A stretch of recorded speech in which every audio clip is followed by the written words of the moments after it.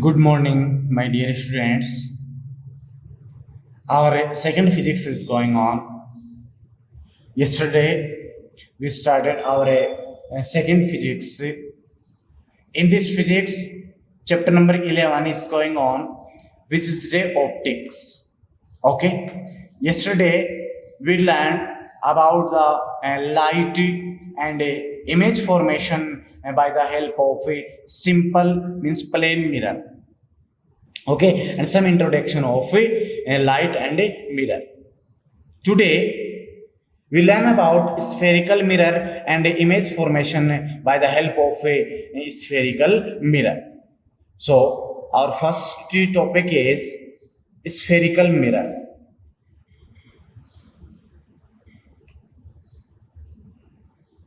What is spherical mirror? Suppose we have a hollow sphere of a glass. This is a hollow sphere, and the center of this hollow sphere is this O.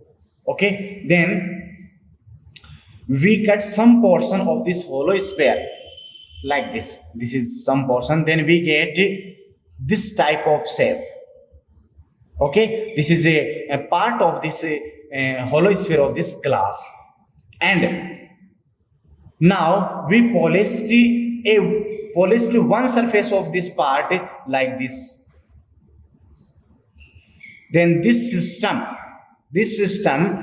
arrangement is known as spherical mirror. Okay, then we can say if some portion of a hollow sphere is cut and polished on one surface, then this arrangement, this system is known as spherical mirror. Okay, this spherical mirror have two types. First is concave mirror, concave spherical mirror, and second is convex spherical mirror. Okay, firstly we discuss concave mirror. What is concave mirror? This is the part of hollow sphere. Then if a outer curved surface of this hollow sphere, a part of this hollow sphere is polished. This is the outer part of this outer surface of this part of hollow sphere, and reflection take place from inner surface. Then such type of mirror is called concave mirror. Means here this is the concave mirror. Concave mirror. This is a principal axis. This is pole. Okay, and this is aperture. Then again repeat, when outer curved surface of a part of hollow sphere is polished and reflection take place from inner surface, it means if the light of ray is incident on this surface, then reflection by the inner part, then such mirror is called concave mirror. Means this is incident ray, and this is a reflected ray. Then this type of mirror, concave mirror. Okay, next is convex mirror. When inner surface of part of hollow sphere is polished, means this is the part of hollow sphere, and this is inner surface, this is outer surface. Now we polish inner surface. Then in this situation, reflection take place from outer surface like this. Suppose this is incident ray, then reflection from this outer surface, then such type of mirror is called convex mirror. This is convex mirror. This pole, and this is principal axis. Okay, again repeat, when inner surface of a part of hollow sphere, this inner surface is polished and reflection take place from outer surface, then this type of mirror is called convex mirror. Okay, now we discuss some terms related to spherical mirror and definitions. Okay, so our first term is aperture of a mirror. Here we draw the diagrams of these definitions, these terms. Okay, now first is aperture of mirror. Very simple, the diameter of a reflecting area. Here in this mirror, this is the reflecting area, then the diameter of this reflecting area is this distance, then the diameter of reflecting area of the mirror is known as aperture of mirror. Means in this diagram and in this diagram, aperture of mirror is equals to AB. Aperture of mirror is equals to AB. Okay, so clear. Next is pole of mirror. Pole of a mirror. What is pole? The central point of a reflecting surface. Suppose this is a concave mirror. Okay, so this is the aperture. This is the aperture of mirror. Now, the central point of reflecting surface, the middle point of a reflecting surface, this is reflecting surface and this is the middle point. Okay, the central point of reflecting surface of a mirror is equal to pole of the mirror, is called pole of the mirror, and it is denoted by capital P. Here we easily see that this point is called pole of the mirror. Okay, so this is denoted by capital P. Next is center of curvature. Next is center of a curvature. This center of curvature we define with two types. First is the center of the sphere of which the spherical mirror is a part is known as center of a curvature. Here this is hollow sphere.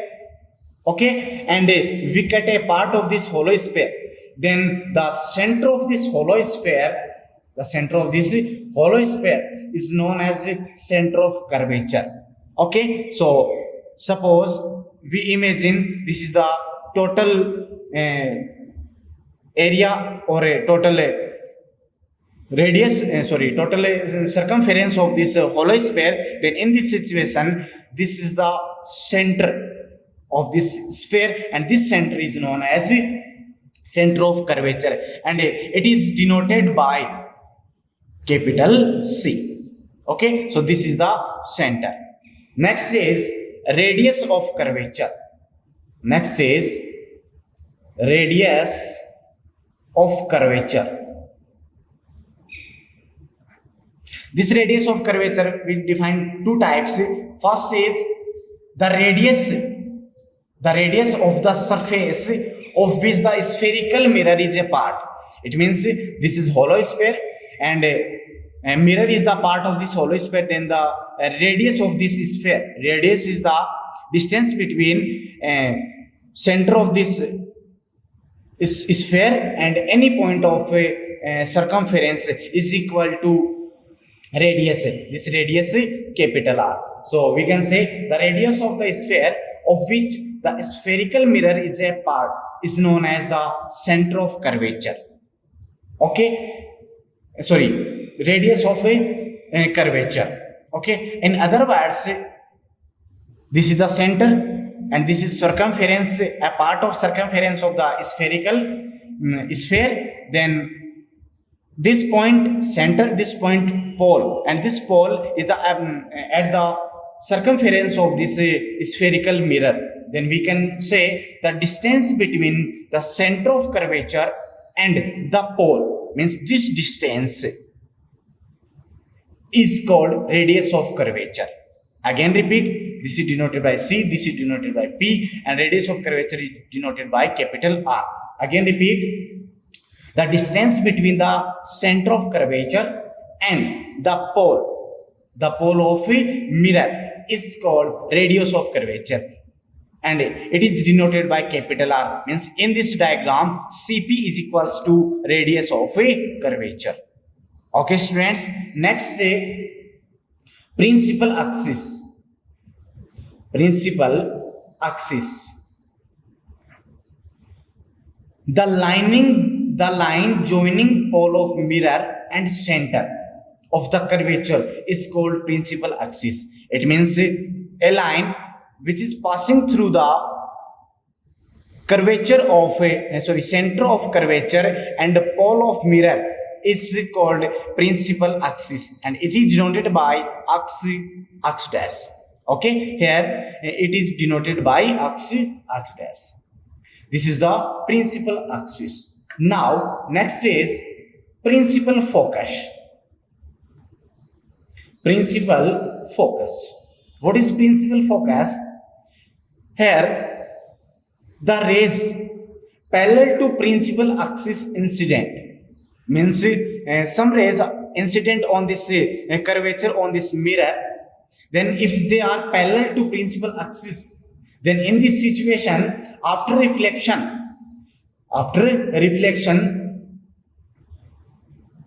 they are converged or appears to converge at a point on principal axis. It means they are actually meet at the point or appears to meet at any point of a principal axis, and this point is called principal focus. Suppose this ray and this ray incident on this mirror parallel to principal axis. Then after the reflection, these rays meet at a point of a principal axis like this. Then this point is called principal focus. Okay, and this is denoted by capital F. Again repeat, the rays parallel to principal axis incident on the mirror like this. After reflection from spherical mirror converge or appears to converge at a point on a principal axis. This point is called principal focus, and it is denoted by capital F. This is a concave mirror, and this is a convex mirror. So for convex mirror, this is incident ray and this is reflected ray. Then in this situation, this reflected ray appears come from this point, and this point is known as a principal focus, capital F. Okay, important thing is the principal focus lies in front of a concave mirror. Means for concave mirror, the principal focus is placed in front of mirror. You can easily see that this is principal focus, and for convex mirror, this is principal focus, and this is behind the convex mirror. Okay, so the principal focus is placed front of concave mirror but lies behind the convex mirror. Okay, next definition is focus length. Focus length. The distance between the pole and the focus. The distance between the pole of mirror and the principal focus is called focus length. Means here, distance between this capital F and this P is known as focus length, and in this is pole. So, then distance between principal focus and a pole is equal to focus length. Okay, and this is denoted by small f. Principal focus is denoted by capital F, and focus length is denoted by small f. In this diagram, here capital FP, distance of capital F is equals to small f, and distance of CP is equals to capital R. These are the some important definitions, important terms of the spherical mirror. Okay, now for spherical mirror, we learn sign convention.